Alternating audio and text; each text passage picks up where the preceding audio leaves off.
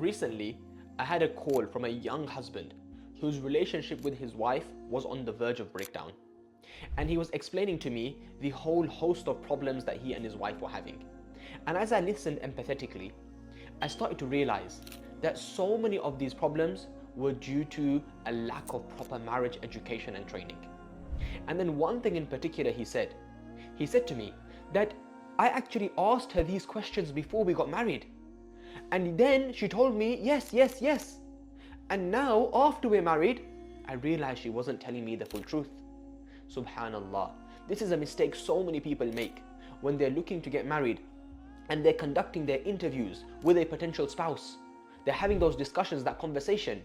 So many people asked leading questions. For example, if you were to ask a potential spouse, are you responsible? Imagine someone was to ask you that. How likely are you to say, no, I'm not responsible?